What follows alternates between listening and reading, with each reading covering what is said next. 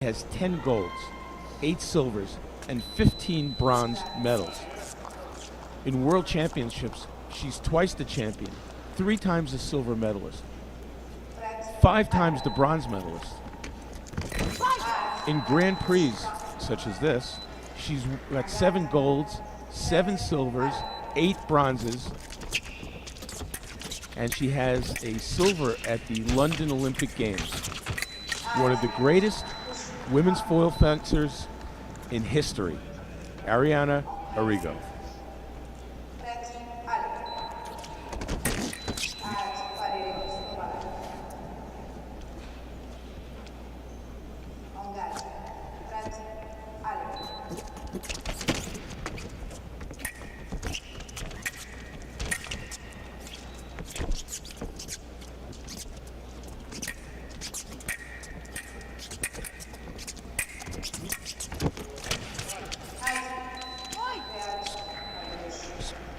Scruggs tried to attack with a flesh, which is a running action where you cross your feet. Gets you there quicker than a lunge.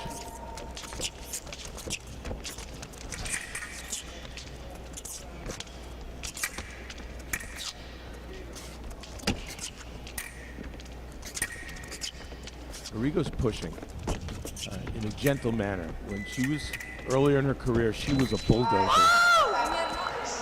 Attack from the left. Scruggs asked for a review.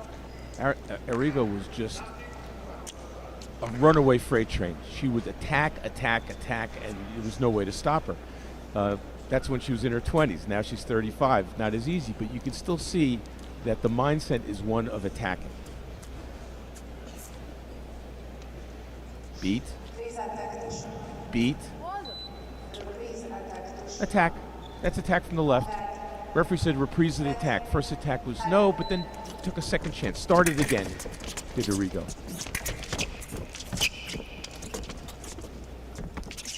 She's a head taller than Scruggs. Much longer reach, huge advantage. This time Scruggs attacked and the referee said no, it missed, no light. Errigo scores on the counterattack. And Scruggs needs to get on the board here.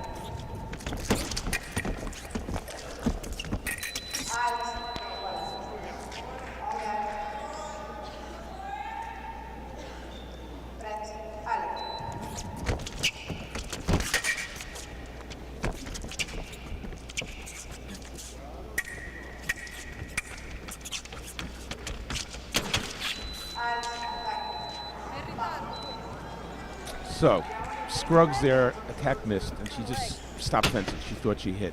Can't do that. Errigo just got basically a free throw. Scruggs had stopped. Referee didn't call hold. And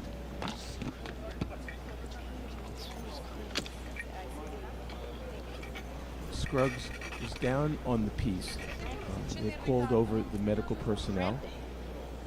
Maybe tweaked the knee there. And the rules are that once the medical personnel determine that there is a legitimate verified injury, there'll be a 5-minute injury break.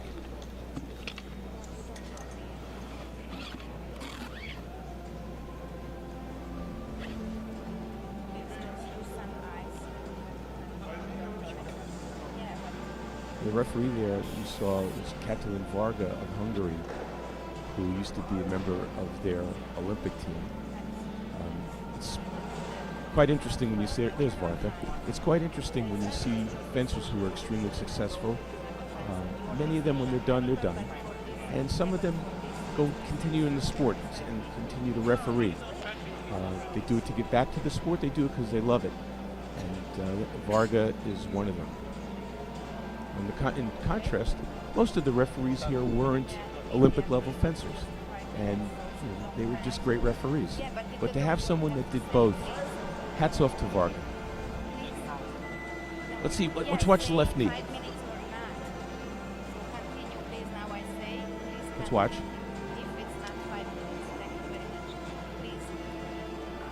Looked like when she stood up there, she might have tweaked it.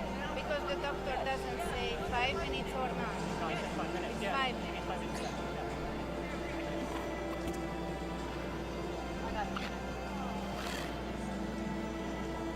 There's the USA trainer. The injury has to be verified by the official medical personnel, but certainly the fencer can be worked on by their country's trainer. And you can see there, they started the clock. The 5-minute clock has begun. It's a countdown clock. It's funny, years back there was one of the Grand Prix. This April Grand Prix was held in Long Beach, California at the Long Beach Convention Center. And I happened to be calling that one as well. And Errigo was in the bout. And during her bout, the lights went out. The lights went out in the convention center, and we had to stop the fencing for about 40 minutes. So maybe she has something to do with this coincidence.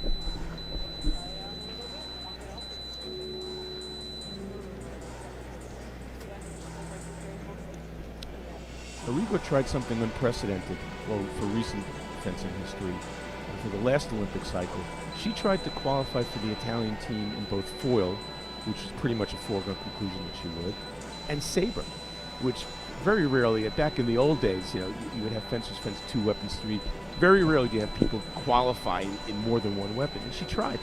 And she started off the cycle hot, had a very good result, and candidly, I'm not sure that the Italian Fencing Federation was happy with that. They wanted her to focus on one event, and they probably didn't want her to take away a saber spot from one of the other bona fide saber fencers. But it all worked out for everybody because Errigo did not qualify in saber. So you got to give her credit for trying.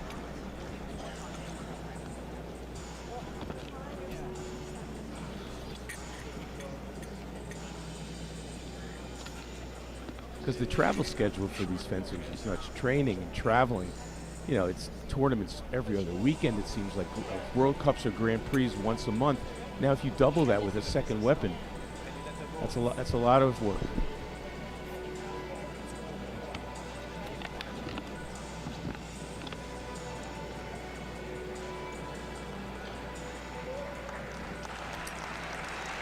Okay, we're back to action. Scruggs is ready to go.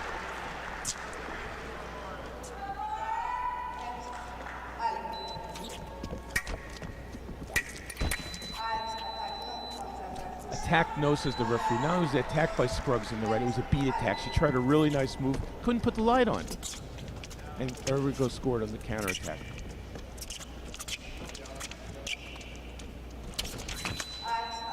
Oh, just a simple attack with almost like a half lunge by Errigo. Whoa!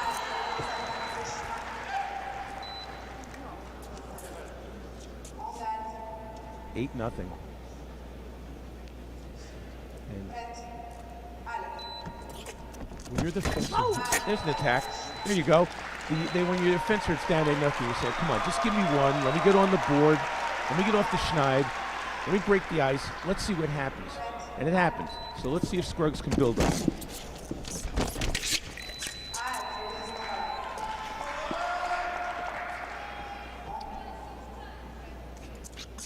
So when you're at a reach disadvantage at Scruggs, you have to take your opponent's blade to get closer inside her target area.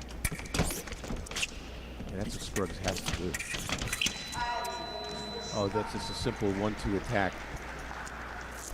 And two of the last 3 actions for Errigo were almost too easy for her. Even that one was off target. Scruggs has to change her tempo, maybe change the speed, just make Errigo a little bit uncomfortable. Right now, she's in a comfort zone. She's not worried about getting hit. But she got hit there.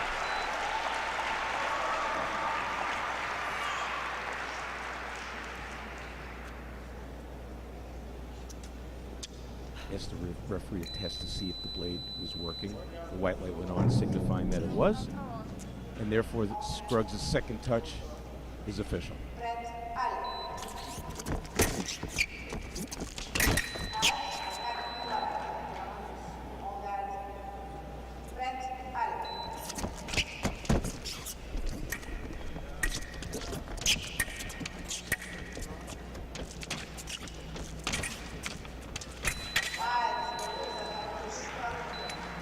reprise or remise of the attack, which means Errigo's first one was parried. It was her continuation. And as Yogi Berra was famous for saying, it's getting late early here for Scruggs. She's got to get some touches.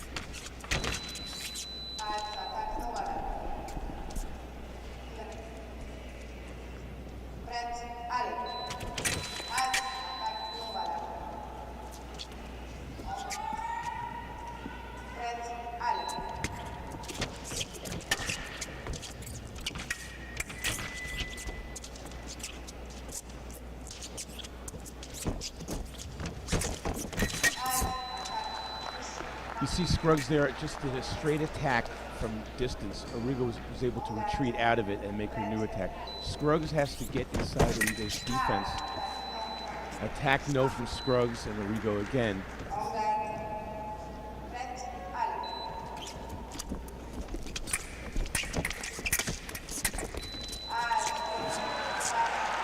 Riposte from Errigo missed. Scruggs scored on the remise.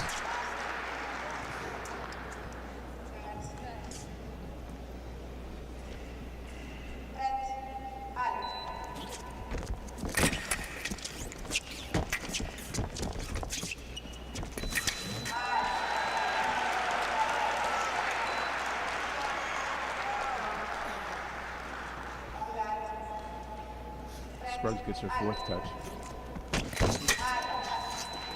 Attack from the left. So it's pretty clear that this bout is most likely going to go to Errigo. And she was dominant.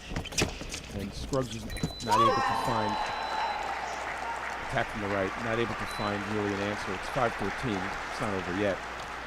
But one thing you have to say, for Lauren Scruggs, this is her first time on the podium. And to get a bronze medal at a Grand Prix certainly has to be one of the greatest moments of her relatively young career. And she'll be back to fight another day, but she's still fighting here. She's got a break, and let's see if her coach is able to come up with a strategy that maybe enables Scruggs to get a few touches here and bring it a little bit closer.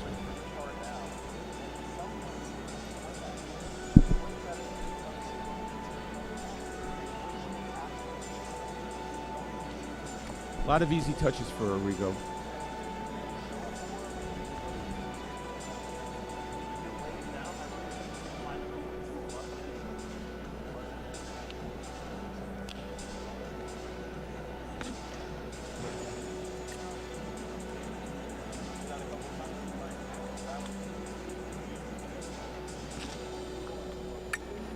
Let's tell by Scruggs' body language. She's a little frustrated, a little disappointed. Wish this went a different way, but today went a great way for her, no matter what happens. There's Stefano Cerioni, the 1998 Olympic gold medalist in men's foil, one of the great foil fencers of all time. A John McEnroe-like figure when he fenced. You wanted to pay to watch him.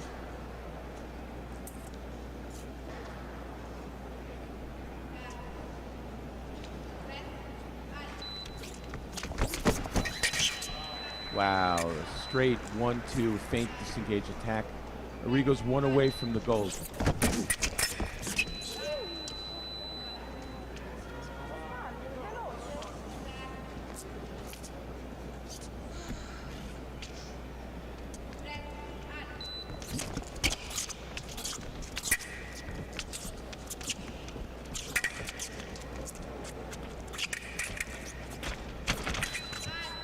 And there it is, a dominant performance in the semifinals by Italy's Arianna Errigo.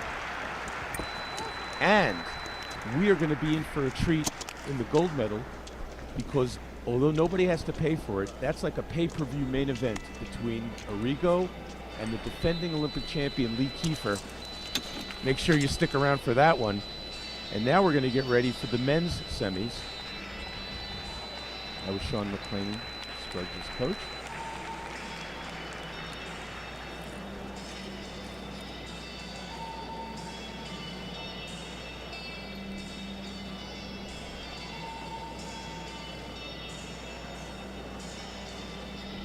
Arianna Errigo, one of the greatest women foil fencers in history, moves on easily into the gold medal bout.